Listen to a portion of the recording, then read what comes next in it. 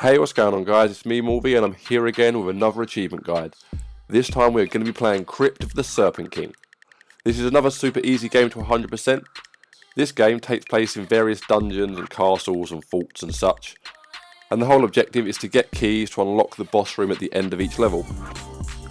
To get 100% you're going to need to complete the game on easy, medium and hardcore, which means playing through the game 3 times. This game shouldn't take longer than 3 to 4 hours if you follow the way that I'm playing it in this guide. If you're going to be playing it normally, it might take you a bit more, like around 5-6 hours. I pretty much cut out all of the time wasting monsters and all the unnecessary stuff and we get right to the boss as quick as possible. I'm only going to show you my run on hardcore mode as that's the hardest mode and I don't want to bore you guys with the previous difficulties. The only real difference in hardcore is that the enemies they hit a little bit harder and there's no health pickups along the way, but we're not going to need them. Is the game fun to play? Well, I didn't enjoy it, but you know, I got the 1000 game points, so hey ho. But anyway guys, without further ado, let's jump into Crypt of the Serpent King. Before we begin, I want to show you guys the first screen we are met with when starting up the game. I haven't spoken much about the upgrades and the weapons, and this is mainly because they don't really do much to add to the experience. To be honest, what I found best was to save up for the halberd and just get a ranged weapon, either the crossbow or the bow and arrow. As for spending experience, I put most of mine into agility. This is because it made me super fast and none of the enemies could keep up with me when I was running around the dungeons, so it just made it a lot quicker for me. When you get onto hardcore, I would suggest putting 1 or 2 in endurance, as the last boss does take a few hits, whereas he does like 2-shot you. So just a little heads up. So here we are. As I said, the aim of this game is to run around various dungeons and find keys along the way. On the left hand side of the screen you're going to see your map, your HP, XP, gold and keys. The first level has us running around this fort. The first enemy we encounter will be the Ratmen. You're going to want to kill some of them to gain some XP. By doing this, the easiest way is to backpedal and to poke them. Their attack is quite broad and you can dodge it super easily. Don't worry too much about killing too many of them and getting a lot of XP, it's not that needed. So start looking at your map and see areas that you haven't explored yet and go to them. There's most likely a key there. You are going to see me opening a lot of crates on this level, and that is because I'm trying to rush to the halberd, and I would really recommend that you guys do that too. It's just got a lot better reach to it, and yeah, it's overall better than the starting weapon we have here. Also, as you can see, I didn't kill any of the Ratmen, just because at this point I had played the game through and I was pretty much coming to the end of my rope, to be honest. I just wanted to get it over and done with. So yeah, but I would recommend just getting a little bit of XP. The gold is a bigger priority in my opinion, just so you can get the ranged weapon and the halberd. But once you've got them, yeah, it's pretty much done.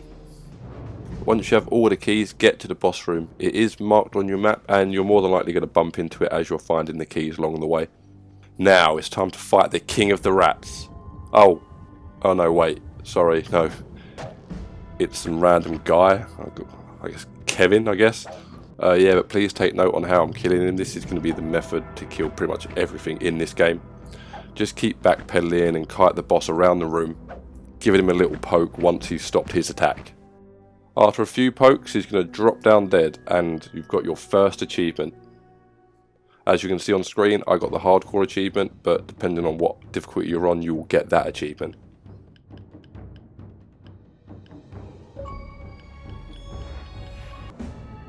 Okay, now we find ourselves on level 2 and we are in the sewer.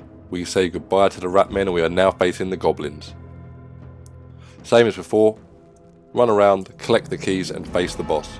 One different thing for this level is surrounding the keys are walls of fire. Simply wait until they stop spitting the fire and jump in and get the key.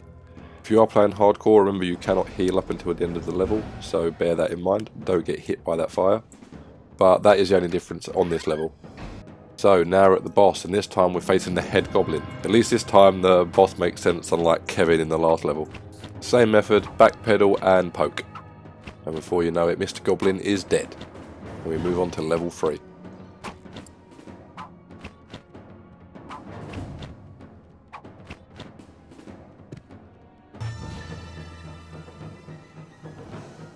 Okay, on to level 3. By now you should have enough money to get the halberd, and it'll make your life so much easier than that silly little hatchet. As you can see, I spend my first point in endurance. I don't really make grinding XP a priority on this run, as I don't find it necessary at all. But obviously they do help somewhat, so if you prefer to kill things quicker, get some strength. If not, get some agility to run faster. But yeah, if you want to be quick about it, just ignore all that and just get to the end real quick. Level 3, we find ourselves in an Orc stronghold. We don't have walls of fire, but we do have pitfalls. These are considerably more dangerous than the Orcs, so make sure you jump over them before you get the key. Same as before, get the keys, collect some gold, maybe kill some Orcs for some XP, but get to that boss room as quick as possible. Kill the ogre at the end and we'll get straight on to level 4.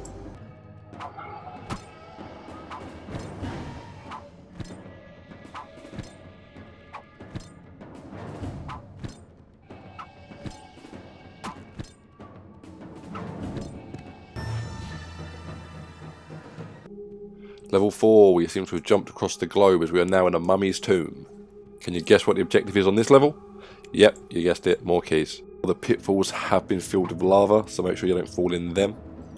Again, these are considerably more dangerous than the skeletons. After wading through a bunch of skeletons, you'll get to the the armored dual-wielding lizard. At this point, yeah, you know what, that's fine. I don't even question it anymore. Kite him around the room like we've done with the other bosses, give him a few pokes and he should die. And then we can get on to level 5.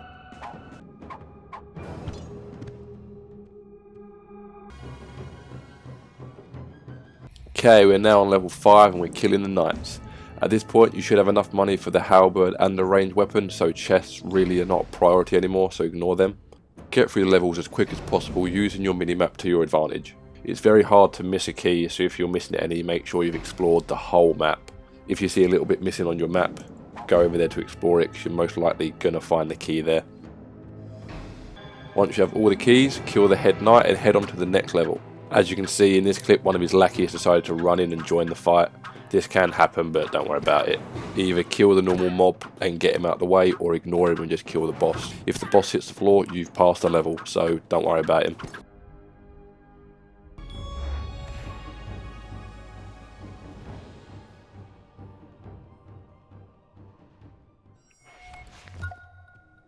Level 6 now, and I think they just gave up on level design. We're in a spider castle this time. The spiders have one of the nicer models in the game, so it's quite cool to fight these. And this level has one of the best boss models as well. I was expecting a big brood mother, a big scary spider, but what I got was this little gremlin character. Don't let his ferocious appearance fool you. Give him a few pokes and he's dead. And on to the last level.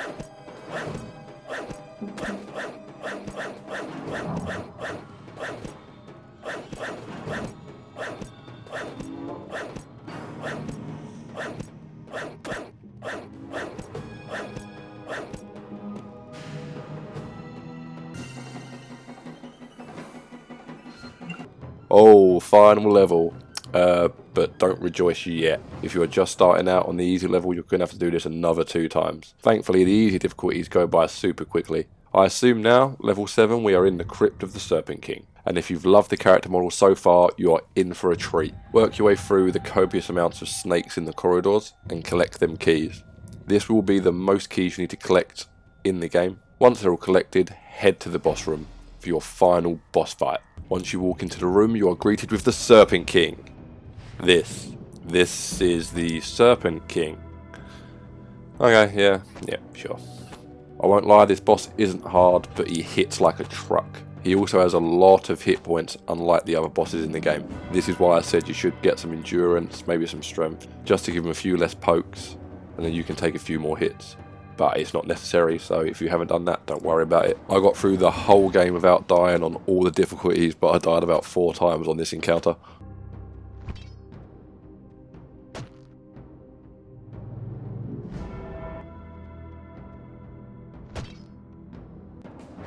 The safest way I found was just to pull out your bow and range him down while backpedaling. But poking is just as effective, you've just got to kind of wait for his attacks to be over.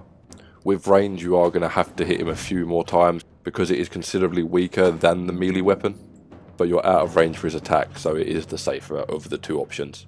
Blast down that Serpent King, and you have done it. Congratulations. Is this game going on your top 10? Let me know down in the comments.